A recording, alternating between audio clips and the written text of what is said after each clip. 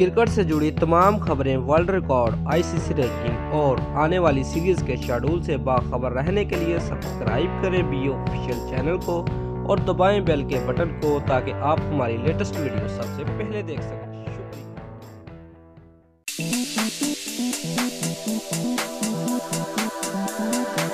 News भारतीय बल्लेबाज विराट कोहली ने एतराफ़ करते हुए कहा कि पाकिस्तान के मोहम्मद आमिर खतरनाक तरीन बॉलर है जिनको खेलते हुए डर लगता है।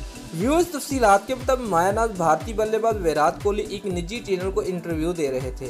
शो की मेज़बानी मारूफ अदाकार आमिर खान कर रहे थे। व्यूअर्स, आमिर खान ने विराट कोहली से पूछा कि आप एक बेहतरीन बल्लेबाज हैं, लेकिन क्या कभी ऐसा हुआ है कि आपको किसी बॉलर से डर लगा हो कि उसे खेलना बहुत मुश्किल काम है।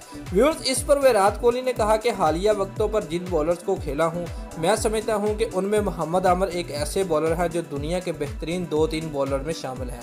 वो एक ऐसे बॉलर हैं जिनका सामना करते हुए आपको एक ही अंदाज इख्तियार करना पड़ता है, नहीं तो आप मोहम्मद आमिर का शिकार हो सकते हैं।